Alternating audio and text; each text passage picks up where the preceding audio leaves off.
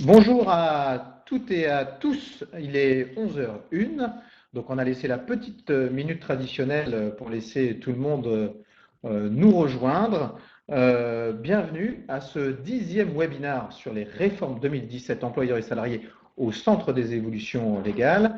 Je suis Thomas Chardin, je dirige l'agence Parlons RH. Alors en une phrase, ce qu'est Parlons RH, une ou deux, ce qu'est Parlons RH, c'est une agence de marketing éditorial et digital dédié à l'écosystème des ressources humaines. Nous vous accompagnons l'ensemble des acteurs des ressources humaines, qu'ils soient prestataires ou des RH et leurs équipes, dans l'intégration du digital, dans les stratégies de communication RH, dans les démarches marketing RH, dans la mise en pratique de pratiques, justement, dans la mise en œuvre de pratiques RH, dans des actions de community management RH, dans de l'éditorial RH. Bref, ce qu'on aime, c'est parler avec vous de ressources humaines, et ça tombe très bien ce matin parce qu'on reçoit Abdelkader Beramdam, directeur de la veille législative chez ADP. Bonjour Abdelkader. Bonjour Thomas. Merci beaucoup d'être venu en tant que... Alors je sais que tu es voisin puisque l'ADP est à Nanterre également, Nanterre Centre-Ville, mais merci de nous rejoindre ce matin pour justement échanger avec la centaine de participants sur ces thématiques des réformes et des évolutions légales 2017. Alors juste pour vous préciser quelques modalités sur ce webinaire, nous avons donc 45 minutes pour échanger et surtout je vous invite à poser dès maintenant toutes vos questions à Abdelkader sur cette thématique. Vous pourrez à la fin de la présentation récupérer le support de présentation. Je vous invite également à évaluer notre webinaire, notre prestation de 1 à 5. Vous pourrez le faire à la fin, 5 étant la meilleure note. Donc n'hésitez pas non plus à être sévère avec nous. C'est aussi comme ça qu'on peut s'améliorer, puis essayer de vous rendre plus service, d'améliorer votre satisfaction dans le temps. Vous pouvez surtout, à ce titre, mettre des commentaires à la fin du webinaire et ça nous est très utile. D'une part, ça nous fait très plaisir de savoir que ça a bien marché et que vous êtes satisfait. Et puis, quand il y a des axes d'amélioration, c'est bien aussi de le savoir, ça nous permet de nous corriger. On est dans un process d'amélioration continue. N'hésitez pas aussi à nous donner les thèmes sur lesquels vous voulez qu'on invite des experts. Voilà sur les modalités de ce webinaire. En ce qui concerne son contenu, voilà l'agenda que nous vous proposons avec Abdelkader. La première question est toujours la même dans les webinaires Parlons RH. De quoi parle-t-on? Quel est le sujet? Donc, quelles sont les principales évolutions légales pour 2017? Le deuxième sujet, on verra quels sont les impacts de ces nouvelles mesures pour l'entreprise. On verra la clarification, la dématérialisation, le prélèvement à la source. Je vous rassure, on ne verra pas le revenu universel. Je vous rassure parce qu'il faudrait quelques heures et peut-être un débat assez long sur le sujet, mais ça peut être l'objet peut-être d'un prochain webinaire. Et on verra aussi comment toutes ces évolutions légales, en quoi ces réformes induisent une forme de double engagement employeur-salarié. C'est un petit teasing, vous verrez, il y a des sujets, Abdelkader nous traitera de ce sujet extrêmement intéressant. Donc n'hésitez pas à poser vos questions dès maintenant sur ces thématiques. Et avant de commencer par cette première question, Abdelkader, est-ce que tu pourrais nous dire quel est ton périmètre de responsabilité au sein d'ADP, puis aussi qu'est-ce qu'ADP? ADP, ce n'est pas Aéroport de Paris. Non, ce n'est pas Aéroport de Paris, exactement, quoique les choses se confondent assez fréquemment. ADP, qui est Automatic Data Processing, une entreprise américaine en charge d'instaurer des environnements informatiques pour permettre aux entreprises de procéder à leurs obligations en termes de gestion du personnel et bien évidemment d'inscrire leur démarche de politique de ressources humaines de manière à ce qu'elles aient un impact et l'impact voulu. Alors, à ce titre-là, vous avez quelques éléments à l'écran. ADP en France, c'est 2,5 millions de bulletins de paye produits chaque mois. Tout cela 2,5 millions. 2,5 millions. Cela nécessite bien évidemment un certain nombre de collaborateurs pour pouvoir répondre à ces contraintes réglementaires qui s'imposent aux entreprises. 2400 Le chiffre d'affaires en France est de un peu plus de 320 millions d'euros. Alors, à ce titre-là. Et combien de clients? Excuse-moi. 12 000 clients. 12 000 clients. 12 000 clients, voilà. De tout secteur, de toute 12 000 taille. clients, 2,5 millions, 320 millions de chiffre d'affaires, 2400 collaborateurs. 2400 collaborateurs, parmi lesquels une équipe de juristes, il y a une quinzaine de juristes qui ont en charge, entre autres, et bien évidemment, de suivre l'actualité législative et conventionnelle, de s'assurer bien évidemment de la prise en compte de ces évolutions dans les systèmes d'information, de procéder aux communications de ces réformes en interne comme en externe, et parmi lesquelles, par exemple, la rédaction de cette lettre d'information mensuelle que nous appelons chez nous Info d'experts. Cela suppose également l'obligation de maintenir à niveau de compétence l'ensemble des collaborateurs dédiés à la production de ces bulletins de paie et périodiquement, nous avons bien évidemment des campagnes de formation sur les nouveautés ou tout simplement, bien évidemment, l'importance et l'utilité de rappeler un certain nombre de règles en matière de gestion du personnel et de production de la paye, de quelque nature que ce soit, essentiellement, bien évidemment, l'exigence d'être en conformité quand il s'agit d'apprécier le régime social et fiscal des sommes qui sont versées.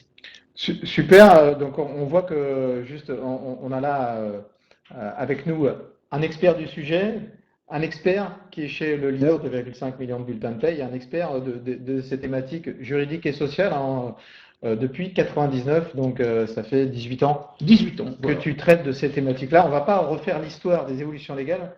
Il y a combien d'évolutions légales en France qui impactent le bulletin de paie chaque année? Plus d'une centaine? Plus d'une centaine d'évolutions légales et réglementaires, nonobstant bien évidemment l'ensemble des conventions collectives ou accords collectifs qui doivent s'appliquer dans l'entreprise. Un jour, peut-être, il faudra faire l'histoire de ces évolutions. Et puis on verra effectivement que toutes ces sources vont être certainement de plus en plus nombreuses. Alors, merci de cette présentation. Tout de suite, attaquons par la première question et par une question qui est une question un petit peu de cadrage du webinaire. Presque, j'ai envie de dire, de quoi va-t-on parler? Et donc, quelles sont les évolutions légales dans le domaine social, dans le domaine du Code du travail, je ne sais pas si j'utilise les bons termes, pour 2017? Alors, la réforme du bulletin de paie en premier lieu, alors c'est effectivement la production d'un document qui peut être considéré comme très technique, rébarbatif, pas très séduisant, mais on notera qu'en tout état de cause, c'est tout de même, à notre connaissance, le seul dont on demande une conservation tout au long de la vie à un salarié. Salarié contribuable. Les deux statuts sont liés. Nous verrons ensemble effectivement de quelle manière il évolue et quelle est l'importance, bien évidemment, de ce support informatif à destination du salarié. Et puis, l'autre sujet majeur qui préoccupe d'ores et déjà les directions des ressources humaines de très nombreuses entreprises en France, ça va être la mise en place prochaine, dans maintenant moins d'un an, du prélèvement à la source et puis octroyer par la même occasion un rôle majeur de l'entreprise dans ce mécanisme de prélèvement de l'impôt. Enfin, nous dirons quelques mots sur les perspectives qu'offre la loi travail dans les aménagements, dans le cadre de l'aménagement de la durée du travail, et en quoi, bien évidemment, à la fois, elles vont permettre aux entreprises de pouvoir s'adapter à leur environnement immédiat, et puis donner un certain rôle aux salariés dans l'adaptation de cette entreprise. Alors, merci pour cette introduction. Je vous invite encore une fois à poser des questions à Abdelkader. Il est là pour ça. On va essayer dans une forme d'échange.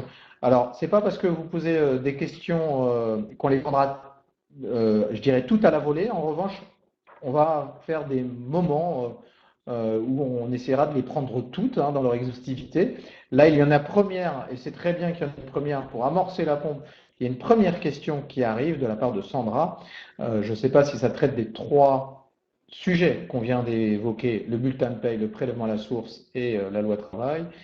Concernant la fusion DPCE-CHSCT, peut-on le faire avec des structures légales différentes? Tu n'es peut-être pas obligé de répondre tout de suite. Non, on ne répondra pas tout de suite, c'est un peu technique. Il faudrait bien évidemment s'étendre notamment sur la notion d'US et d'unité économique et sociale. Si elle est inexistante, elle doit se faire au sein de l'entreprise même, au sens juridique du terme. On va essayer d'apporter des réponses, mais parfois peut-être qu'on bottera en touche pour rester un petit peu sur le cœur de nos trois sujets. Et je vous propose dès maintenant, mais continuez à poser vos questions. Surtout, c'est important qu'on puisse être dans cette forme d'échange. La première question, c'est quels sont justement les impacts de ces nouvelles mesures, et notamment cette réforme, j'ai envie de dire majeure pour les employeurs, je ne sais pas si elle est majeure pour les salariés, on verra, de réforme du bulletin de paie, de clarification, dématérialisation. Qu'est-ce que tu peux nous dire sur ce sujet, de ce à quoi on doit s'attendre? Pour répondre à ta première interrogation, oui. Thomas, elle est très simple, elle est majeure pour les deux acteurs. Elle est majeure pour les deux acteurs parce que cette réforme part d'abord d'un premier constat. C'est que le bulletin de paye tel qu'il existait avant sa clarification, et qui existe toujours, puisque cette clarification n'oblige que les entreprises comptant moins de 300 salariés, dans une seconde phase, à compter de janvier 2018, elle sera généralisée, eh bien, le bulletin de paye tel qu'il était produit jusqu'à présent faisait état, en tous les cas, avait une présentation qui rendait difficile sa lecture, sa compréhension, et bien évidemment ne permettait pas aux salariés de retrouver l'ensemble des obligations auxquelles l'employeur est contraint et auxquelles lui-même, bien évidemment, est contraint dans le cadre du financement de la protection sociale en France. Donc, le rendre plus simple de lecture, c'est notamment rendre plus lisible et compréhensible le financement du système de protection sociale en France. De quelle manière ? De la manière suivante, c'est en procédant par des regroupements de cotisations par risque couvert.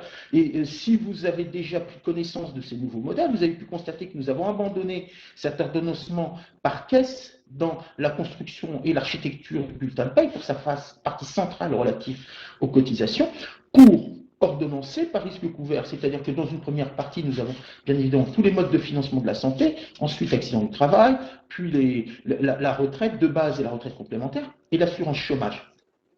Donc, quel but? Eh bien, permettre aux salariés de savoir ce qu'ils payent, bien évidemment, et à quelle fin.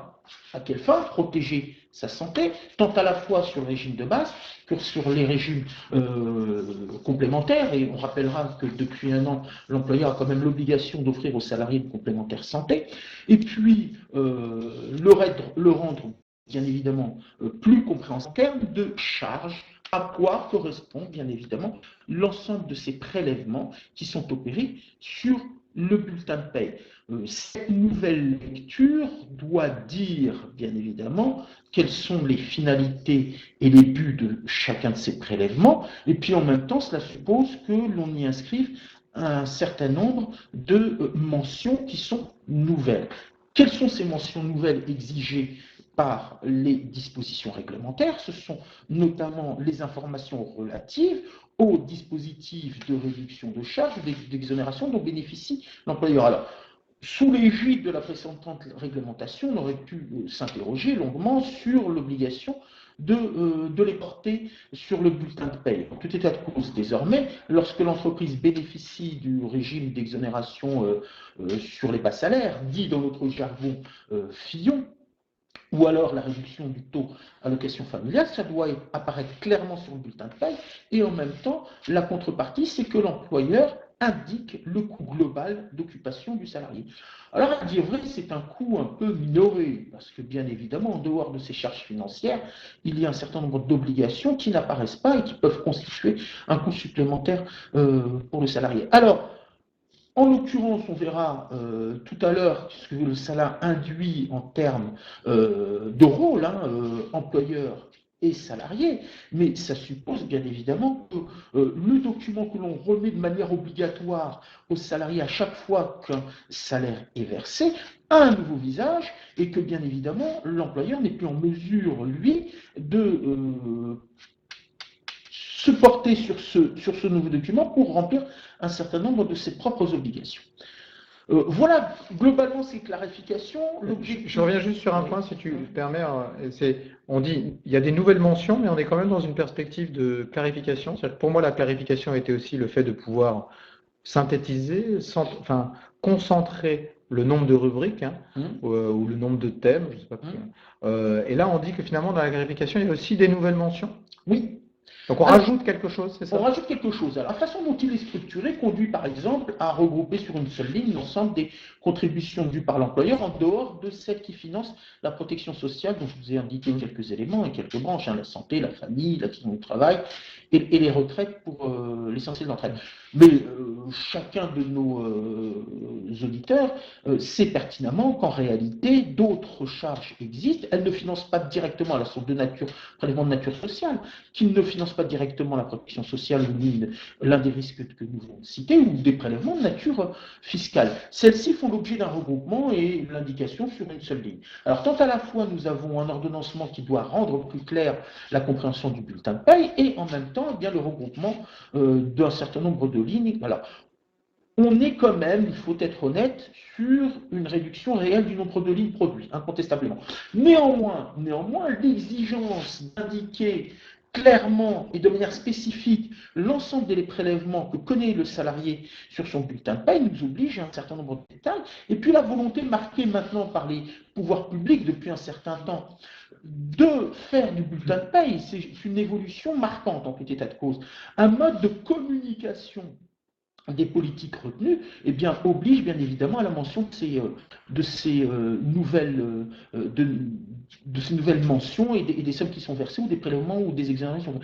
À titre d'exemple, on se souvient bien évidemment de l'élargissement de la prise en charge des frais de transport en 2009 et puis de mention obligatoire. Maintenant, c'est dire clairement quelles sont les mesures prises par le gouvernement pour réduire la charge salariale et les coûts qui sont attachés et supportés par l'entreprise. Le salarié en a connaissance. Alors, elles sont conditionnées par le niveau de rémunération, entre autres, ce fameux plafond de verre qui, bien évidemment, est pris en considération dans de nombreuses entreprises pour déterminer la politique salariale. Mais le salarié, en toute cause, en est informé. Alors, je vais faire un tout petit peu de prospective, vraiment en 30 secondes. Imaginons que le prochain gouvernement, quel qu'il soit, quelle que soit sa couleur politique, invente une nouvelle rubrique de paye, un allègement, peu importe sa nature. S'il veut mettre en exergue et communiquer d'une certaine manière auprès du salarié sa politique sociale, cette petite rubrique viendra s'afficher, a priori, c'est de la prospective là, viendra s'afficher a priori sur le bulletin paye clarifié, j'allais dire simplifié, mais clarifié, parce que c'est un peu la volonté de ce bulletin de paye qui est de mieux communiquer. Alors on va dire donner plus de sens à notre modèle social ou le rendre plus clair, mais grosso modo, c'est un outil aussi de communication de politique gouvernementale. C'est l'évolution récente du bulletin de paye. Lorsque j'indiquais les objectifs de cette mesure tout à l'heure, c'était aussi du fait que le bulletin de paye a été jusqu'à présent en réalité non pas un moyen d'informer le salarié sur les rémunérations qui lui sont versées par l'entreprise, mais pour cette dernière plutôt un support de conformité des règles appliquées, pour en devenir bien évidemment un support informatif, tant à la fois sur le mode de financement de la protection sociale en France que sur les politiques mises en œuvre par le gouvernement. Alors, il appartient bien évidemment à l'administration prochaine de dire s'il est utile d'informer le salarié sur les récentes mesures prises par le gouvernement, mais en tout état de cause, il y a là un moyen de communication qui est extrêmement important et d'ailleurs qui semble le plus simple pour l'administration, qui est tout simplement le document qu'on remet aux salariés mensuellement. Alors, on a déjà des questions, on va les prendre, avant de traiter de la dématérialisation, on va les prendre, si tu veux bien, on va essayer de les répondre assez rapidement, en tout cas dans la nature des réponses. Claire te pose la question de la réforme du bulletin de paye est seulement obligatoire pour les entreprises de moins de 300 salariés? Alors, le calendrier est le suivant. Ce nouveau bulletin de paie est obligatoire pour les entreprises qui comptent au moins 300 salariés depuis le 1er janvier dernier et deviendra obligatoire pour toutes les entreprises, donc celles qui comptent moins de 300 salariés, à compter du 1er janvier 2018. C'est le calendrier fixé. Je vous dirais qu'à titre personnel, j'incite très fortement ces entreprises de moins de 300 salariés à s'y engager au cours de l'année 2017 pour la raison suivante, et le sujet sera abordé tout à l'heure, essayons d'éviter ce double choc, clarification et prélèvement à la source, qui sera extrêmement prenant pour ces entreprises-là à partir de janvier 2018. Double choc de simplification, sans commentaire. Adeline te pose la question, serait-il possible d'avoir un modèle de bulletin de paie simplifié? On pourra effectivement. Il y en a un quelque part sur le site d'ADP ou sur un site Oui, sur le site gouvernemental? d'ADP, il est aujourd'hui mis en œuvre. S'ils le font, on pourra transmettre le cas échéant. Très bien. Donc oui, sur le site d'ADP, on n'a pas comme ça spontanément l'URL, mais on vous la transmettra. Patricia pose la question en matière d'aménagement suivante, en matière d'aménagement de la durée du travail. Quelle est votre recommandation pour assurer le suivi des jours travaillés et les jours de repos qui incombent à l'employeur? Alors, je répondrai à cette question si tu veux bien, Thomas, lorsque nous aborderons. Tout à fait. Et enfin, Sandra, pourrions-nous avoir des exemples concrets de regroupement? On le retrouve sur le bulletin de paie? On le retrouve sur le bulletin. C'est parfait. Voilà, le regroupement est fait par risque couvert comme ça. Alors, sur la démat maintenant. Et continuez à poser des questions, on les prendra. Hein. Alors, la dématérialisation a cette particularité qui la différencie de la clarification en termes d'obligation, c'est qu'elle demeure purement optionnelle.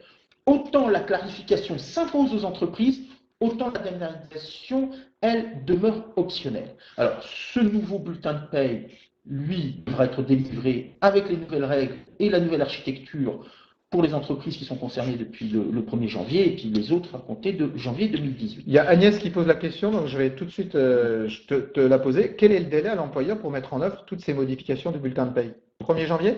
Alors, comme je l'indiquais, en fonction de l'effectif de l'entreprise, si on fait plus de 300, au moins 300. Au moins 300 depuis le 1er janvier dernier et moins de 300 depuis, à compter du 1er janvier 2018. Voilà. Donc ça s'impose à l'employeur. Absolument. Je vous entends des entreprises d'une certaine taille. Alors, il y a lieu, je n'avais pas envisagé bien évidemment d'aller aussi loin, mais il y a lieu d'être extrêmement précautionneux et précis sur cette nouvelle réglementation pour rappeler que bien évidemment que tout bulletin de paie qui ne serait pas conforme à la règle est pénalement sanctionné d'une contravention et d'une amende financière de 450 € par infraction constatée. Et je dis par infraction constatée sur le bulletin. Alors, sur le bulletin. C'est pas par bulletin. Et ce n'est pas par bulletin. Donc ça signifie que si j'ai 2 irrégularités, ça fait déjà 900 €. 10 salariés concernés, c'est 9 000. Ça dure sur 10 mois, ça fait déjà 90 000. Voilà. Pour 10 salariés. Si vous en avez 10 000 salariés. Voilà. Donc soyons prudents, même si l'administration laisse entendre qu'il y aurait une période de bienveillance, cette période ne durera pas sur toute l'année. Ok. Alors, désolé de t'avoir coupé, la démat, qui est une option. Alors la démat est une option et puis elle répond bien évidemment à cette volonté et puis l'environnement en général, national et mondial, de numériser, d'entrer dans une nouvelle ère de la production de documents et des obligations réglementaires. Alors, sur quoi repose la chose? Jusqu'au 31 décembre dernier, lorsque l'employeur souhaitait dématérialiser le bulletin de paie, il devait impérativement recueillir l'accord express de chacun de ses salariés. Vous imaginez, dans une entreprise de plusieurs milliers de salariés, il aurait fallu gérer l'acceptation et l'accord de chacun de ceux qui souhaitaient recevoir un bulletin de paie dématérialisé. Alors, on inverse un peu la charge de cette mise en œuvre. C'était notamment l'une des préconisations du rapport de Jean-Christophe Sibéras sur la clarification du bulletin de paie, qui est d'autoriser l'employeur de mettre en place cette dématérialisation du bulletin de paie. Il appartiendra, le cas échéant, aux salariés de s'y opposer. Donc, je décide de dématérialiser le bulletin de paie, j'en informe préalablement mes salariés, j'ai une obligation d'information d'un délai d'1 mois. Donc si je le décide aujourd'hui le 26 janvier, j'en informe mes salariés et je ne pourrai dématérialiser le bulletin de paie qu'à partir du mois de février. Ce qui suppose d'ailleurs que le bulletin du mois de février restera encore sous le format actuel. Donc j'inverse le dispositif, j'informe les salariés et c'est au salarié d'exprimer son droit d'opposition. Alors, sachez en tout état de cause que cette information doit porter date certaine, eh bien cela exclut assez étonnamment, bien évidemment, une simple page sur l'intranet pour laquelle nous n'avons pas la date de mise en œuvre ou l'affichage sur différents panneaux dédiés à cette démarche. L'opposition du salarié, elle doit également s'exprimer par tout moyen avec date certaine, par tout moyen mise à la disposition de l'employeur. Donc cocher ou décocher. Mise à disposition par l'employeur, pardon. Mise à disposition par l'employeur. Aux salariés. Donc cocher ou décocher tout simplement une page. Et l'opposition du salarié prend effet au plus tard dans les 3 mois de la date d'expression de cette opposition, d'où l'importance de la date certaine. Eh bien, ça signifie que le cas échéant, le salarié qui ne se serait pas opposé à cette démarche-là pendant un certain temps peut encore l'exprimer à tout moment, soit avant, soit après la délivrance du bulletin de paie dématérialisé. Donc, on peut imaginer bien évidemment qu'un salarié reçoive de manière dématérialisée son bulletin de paie sur une durée qui lui appartient d'apprécier, et puis par contre revenir sur un bulletin de paye qui sera porté dans ce format papier tel qu'il le connaît aujourd'hui. Donc il le convient bien évidemment pour l'entreprise de maintenir les deux processus de production du bulletin de paye. Alors, l'employeur, lorsqu'il remet ce bulletin de paye, doit pouvoir l'archiver. Alors, soit lui-même, soit il le confie à des prestataires qui ont l'expérience et dont c'est le métier.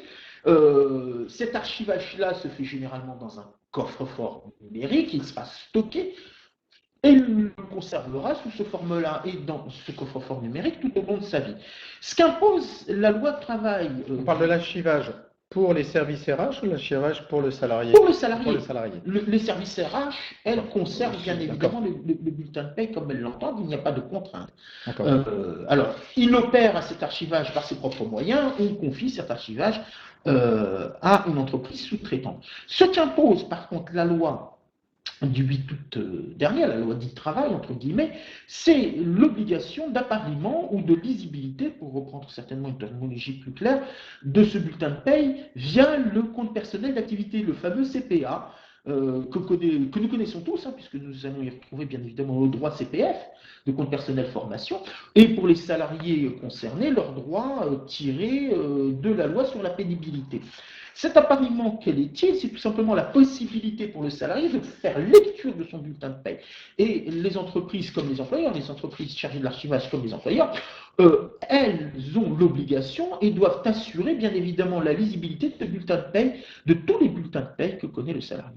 Par contre, l'exploitation technique du bulletin de paie se fait toujours via le coffre-fort numérique. Je vous donne juste un exemple. Un salarié souhaite la consultation et permettre la consultation de son bulletin de paie, de ses 3 derniers bulletins de paie, pour prendre un nombre qui est généralement requis pour une démarche financière ou pour une démarche administrative, il va pouvoir, via le coffre-fort numérique, ouvrir la consultation pour un certain nombre de documents et pour une durée déterminée. Donc, je donne accès pendant 15 jours à mon banquier pour consulter mes 3 derniers bulletins de paie. Je donne accès pendant 10 jours à mon bailleur pour pouvoir accéder à la lecture des 3 derniers bulletins de paie et s'assurer des moyens financiers dont je dispose pour louer un logement à titre d'exemple. Bon, il faut distinguer bien évidemment d'une part l'exploitation des documents, qui est réservé et qui se fait toujours via le coffre-fort du numérique, et d'autre part la visibilité qu'en fait. Alors la dématérialisation est purement bien évidemment optionnelle, l'entreprise y recourt ou pas, l'entreprise y recourt pour la totalité de ses salariés ou pas. Nous avons chez ADB un certain nombre d'entreprises qui ont c'est quoi le pourcentage décidé, justement le pourcentage qui ont décidé d'une démarche échelonnée dans le temps, donc ils vont dématérialiser pour une partie de l'entreprise et certains secteurs d'activité dans un premier temps avant une généralisation globale. Et donc le taux d'aujourd'hui, vous, l'ADP qui traitez 2,5 millions de bulletins de paye par mois, donc vous êtes un bel observatoire des pratiques de paye en France, et puis même dans le monde si j'ai bien compris.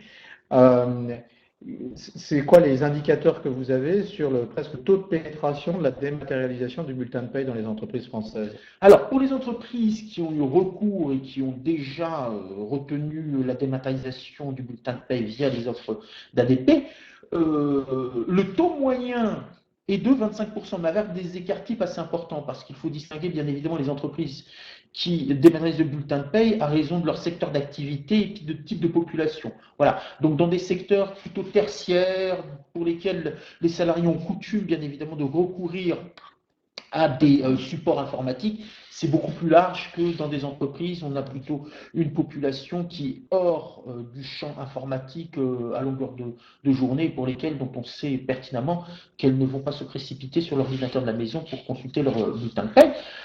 Cela étant, bien évidemment, la volonté des pouvoirs publics via cette facilitation pour l'entreprise de déposer le bulletin de paie, c'est de, bien évidemment, d'étendre et de généraliser au grand maximum ce bulletin de paie numérique, sachant que, alors, bien évidemment, un certain nombre de salariés dans les entreprises ont déjà exprimé leur droit d'opposition, mais sur des taux qui nous paraissent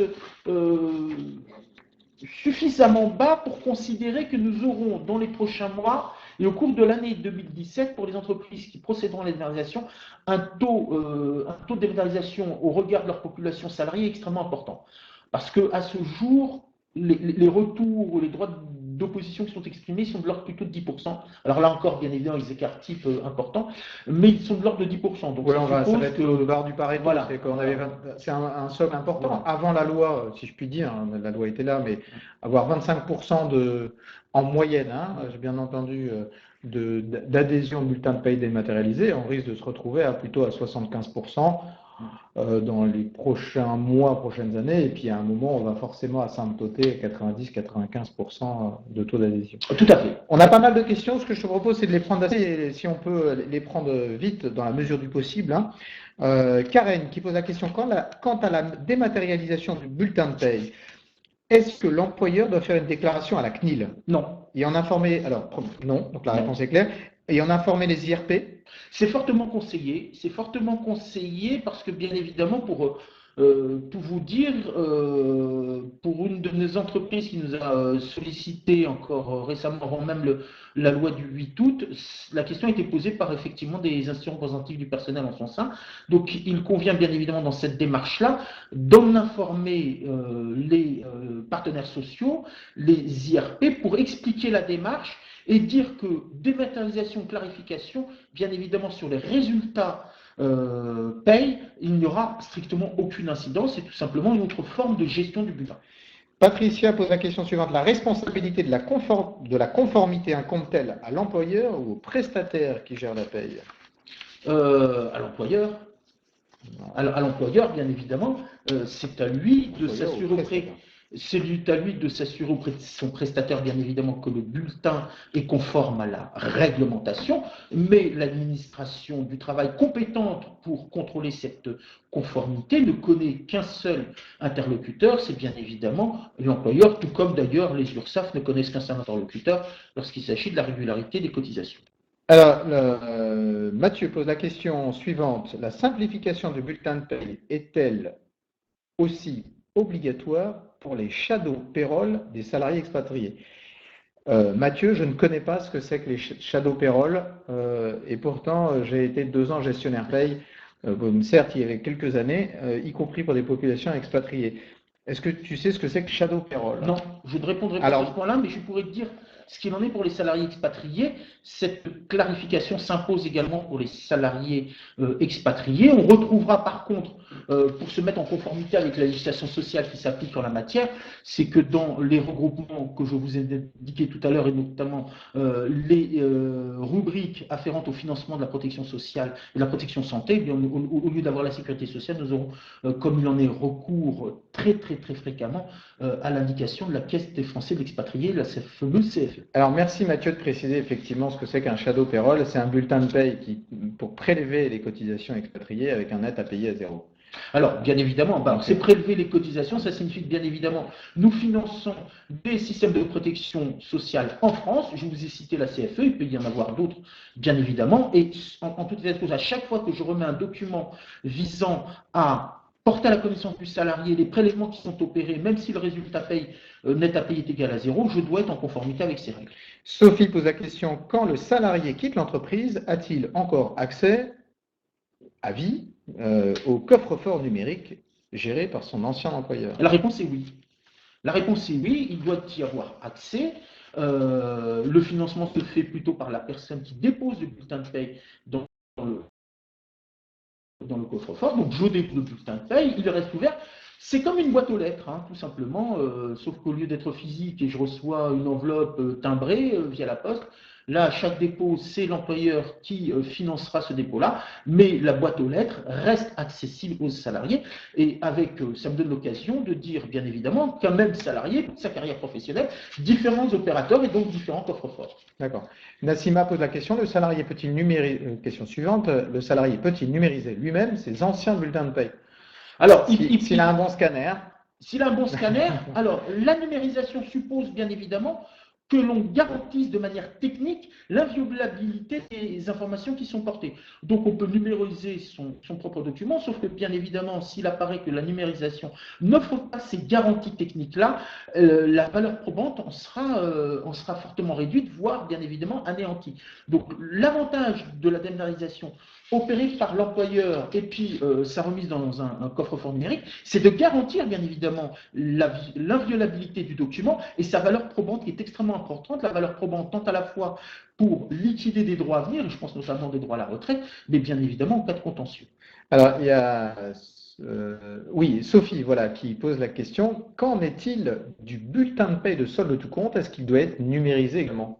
Alors, est-ce qu'il doit l'être? Encore une fois, c'est pas est-ce qu'il doit l'être, peut-il l'être? La réponse est oui. D'accord. Et bien évidemment. Il est clarifié lui aussi? Alors, lui est clarifié, bien évidemment. Enfin, alors, si je puis dire. Voilà, il est clarifié pour la partie qui fait l'objet de ces nouvelles mesures de regroupement et de clarification, bien évidemment, ce bulletin de paie, il sera incontestablement beaucoup plus volumineux puisqu'il comporte des sommes qui s'y ajoutent et alors bien évidemment également des régimes sociaux et fiscaux qui peuvent être disparates, donc ça ajoute des lignes.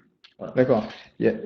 Techniquement, comment le salarié peut-il récupérer à tout moment un de ses bulletins de paie? Ah bah, il peut le faire via les coffres-forts. Voilà. Il faut une connexion Internet. Voilà, et puis il peut le récupérer via le coffre-fort, le stocker ailleurs, dès lors que bien évidemment, en tout état de cause, le document lui-même demeure inviolable. Je regarde s'il y a d'autres questions, il y en a beaucoup, on essaye de les prendre toutes, mais on va avoir du mal. Voilà, alors, de toute façon, le temps a passé et à vrai dire, il nous reste 8 minutes. Donc, on n'aura pas le temps de traiter toutes les questions, ni tous les thèmes qui sont prévus dans ce webinaire. Donc, on va voir, Abdelkader, comment s'organiser pour répondre ou en tout cas faire ce webinaire dans l'ensemble de ces sujets. Ce que je te propose, c'est de continuer à prendre des questions pendant 3 minutes et puis après, on clôturera le webinaire. On verra comment traiter les autres sujets, parce que ce n'est pas en 5 minutes qu'on va traiter les autres sujets. Non, ça va être un peu… Voilà. Je pense que les questions vont être très nombreuses, notamment relativement à la prélèvement à la source. Nous aurons peut-être l'occasion. Ce qui est important, c'est qu'on va voir comment s'organiser pour vous proposer un autre webinaire sur le prélèvement à la source et sur la loi travail, et sur le dernier thème qui me semble particulièrement intéressant, qui est le lien salarié-employeur, enfin ce changement de rôle, cette relation un peu particulière. Donc on pourra dire quelques mots s'agissant de la réforme du bulletin. Bon, alors, on prend encore quelques questions, et après justement tu nous parles de cette changement.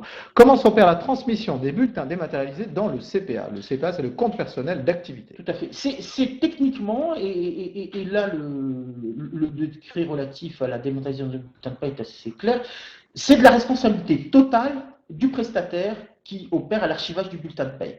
À ce titre, ou alors l'employeur s'il réalise cet archivage par ses propres moyens. À ce titre-là, la Caisse des dépôts et consignations sur laquelle est adossé le compte personnel d'activité et l'administration compétente en la matière ont déjà pris à tâche avec les principaux acteurs de la dématérialisation du bulletin de paie en France pour pouvoir techniquement assurer cette lisibilité-là. Donc il y a un processus technique qui est réalisé et mis en place par à la fois la Caisse des dépôts et consignations d'une part et de l'autre côté les différents prestataires en termes d'archivage. Et cette définition technique va permettre bien évidemment la lecture prochaine du bulletin de paie dématérialisé. Les anciens bulletins de salaire sont-ils numérisés a posteriori et mis dans le coffre-fort numérique? Non, absolument pas. Donc là également… Là aussi, c'est une possibilité, mais… oui, mais alors ils ne seront pas produits en version numérique. Voilà, ils ne seront pas produits en version numérique. Donc, conserver très précieusement, bien évidemment, tous les bulletins de paie non numérisés jusqu'à présent, c'est un peu, je vous dirais, comme lorsque votre conseiller bancaire vous offre la possibilité d'un coffre-fort, mais dont il vous dira que les relevés bancaires numérisés ne le sont qu'à partir d'une certaine date et les anciens, il faut les conserver.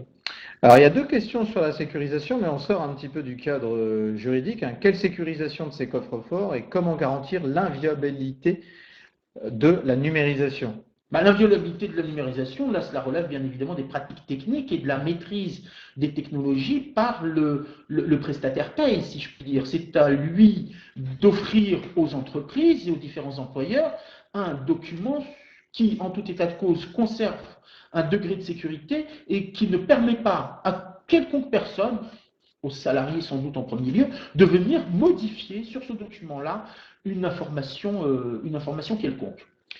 Pour chaque entreprise, le salarié aura donc un coffre-fort, c'est Gonel qui pose la question. Pour chaque entreprise, le salarié aura donc un coffre-fort numérique si l'entreprise, si je t'ai bien suivi, fait le choix de la dématérialisation et qu'il y a au moins un salarié qui, j'allais dire accepte, bien sûr, ne refuse pas. Ne s'y oppose pas.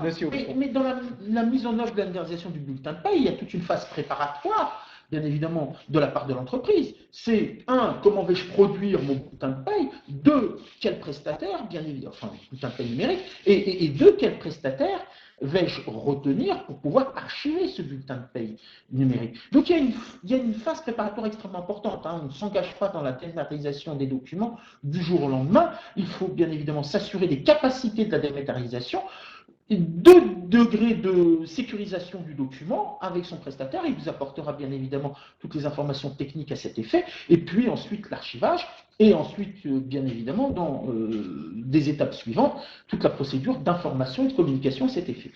Evelyne te pose la question, et ce sera peut-être la dernière, mais je voudrais t'entendre aussi sur la relation employeur-salarié liée à cette dématérialisation du bulletin de paye. Pensez-vous, et on est un peu du légal, mais c'est du prospectif, pensez-vous qu'il y aura une obligation aux employeurs de mettre en place la dématérialisation? Ça n'a pas été la solution retenue par la mission Sibéras et Jean-Christophe Sibéras à cet effet, auquel nous avons fortement contribué. Ça n'a pas été. On n'a pas voulu aujourd'hui rendre obligatoire cette dématérialisation. On laisse plutôt le choix aux entreprises d'y recourir ou pas.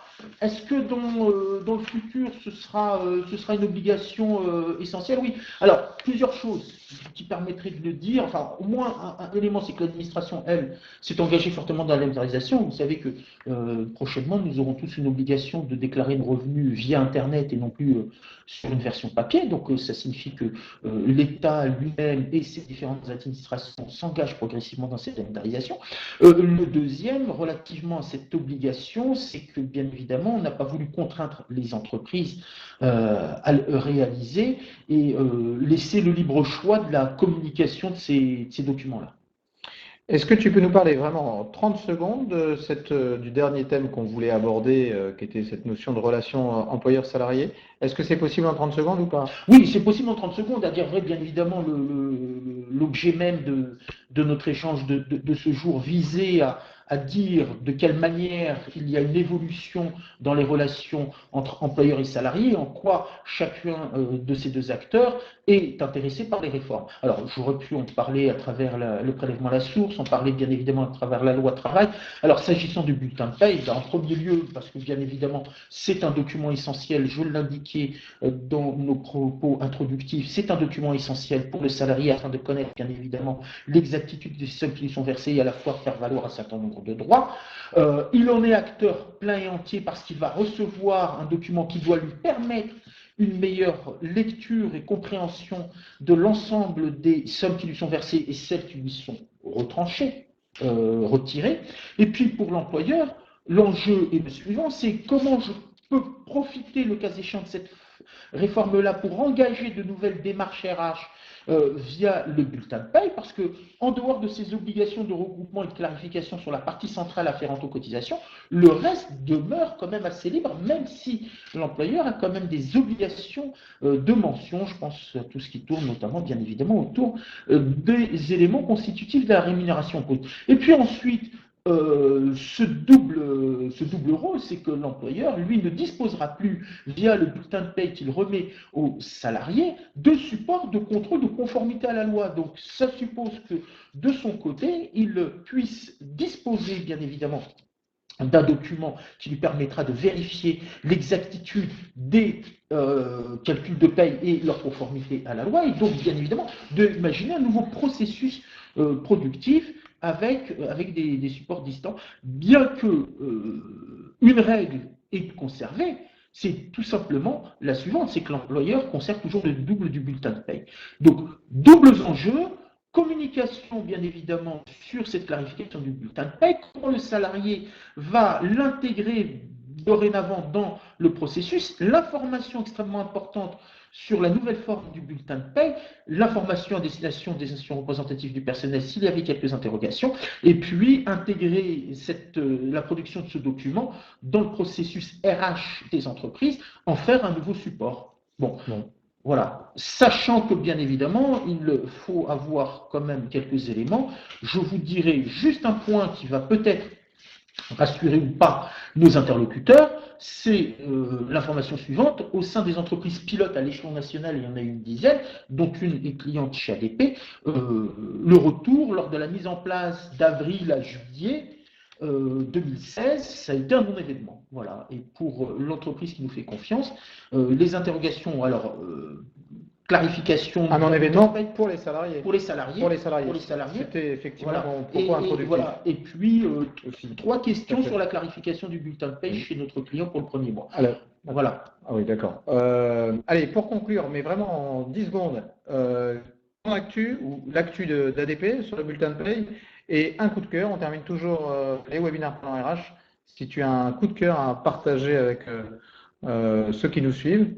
Alors, l'actu va être très simple, hein, elle fera l'objet sans doute d'un prochain webinaire, Thomas. C'est le prélèvement à la source. C'est le prélèvement à la source sur lequel il y aurait beaucoup à dire, tant à la fois en dehors des aspects techniques, bien évidemment, du rôle de l'entreprise, parce que vous avez compris que l'on va transférer à l'entreprise un rôle nouveau qui est celui d'agent de recouvrement, entre autres. Et pour le salarié, eh bien, ça va être bien évidemment l'introduction d'un nouvel acteur, d'un nouvel interlocuteur. Vous connaissez que l'administration fiscale jusqu'à présent connaîtra l'employeur. Ensuite, le coup de cœur, moi qui me tient à cœur, si je puis dire, c'est vraiment tous les débats autour de la fin de la notion de salariat, que je ne suis pas sûr forcément de partager dans leur globalité, pour des raisons qui en réalité font que nous sommes présents aujourd'hui par écran interposé, parce qu'à mon sens, en dehors de la notion de salariat, il y aura toujours une communauté de travail, et la communauté de travail, je pense qu'il faut l'observer de manière extrêmement précise, pointue et technique, via l'ensemble des réseaux sociaux qui sont mis à notre disposition, ce qui est assez amusant d'ailleurs, parce qu'ils sont bien évidemment là la plateforme de communication, mais tout ce qui est plateforme de communication, c'est une plateforme de rassemblement, c'est une plateforme d'échange d'idées, et c'est une plateforme de construction de nouvelles forces. Magnifique, ça nous fait trois sujets de webinaire à planifier avec toi. Le prélèvement à la source, on a vu qu'il y avait un commentaire qui avait hâte de l'entendre. La loi travail qu'on n'a pas pu aborder et cette thématique qui est la fin la fin ou non du salariat et en tout cas le fait d'évoquer que dans réseau social, il y a évidemment social. Merci beaucoup Abdelkader. Merci à tous de nous avoir suivi. C'est toujours très plaisant d'avoir un expert de ce calibre et pour connaître un petit peu Abdelkader, je sais qu'il est capable de parler sans notes sur les sujets qu'on vient d'évoquer pendant 4-5 heures. Donc, on a essayé de faire bref, mais vous voyez, il y avait beaucoup de questions. Pour ma part, je vous donne rendez-vous. Alors, si vous passez à Interville, n'hésitez pas à sonner au 3 bis rue du Docteur Foucault. C'est avec plaisir qu'on vous offrira un café et qu'on parlera évidemment RH ou d'autres sujets. Je vous donne donc rendez-vous au prochain webinaire qui sera le 11e sur une thématique tout à fait connexe et dans le prolongement de ce qu'on vient d'évoquer, Digital RH et le salarié dans tout ça, comment gérer le cycle de vie du salarié dans le cadre de la digitalisation de la fonction RH et plus largement de la digitalisation de l'entreprise. Et c'est Philippe Reynaud, Country Manager France Benelux de PeopleDoc, qui sera notre expert pour nous parler de cette thématique. Et j'ai bien noté que les différents sujets qu'on devait aborder suscitaient l'intérêt à un certain nombre de questions. Donc on va voir comment proposer à notre communauté, à nos communautés, de pouvoir se revoir et échanger sur le sujet. Merci à tous, merci encore beaucoup et je vous dis à très vite, à très bientôt. Merci. Au revoir. Au revoir.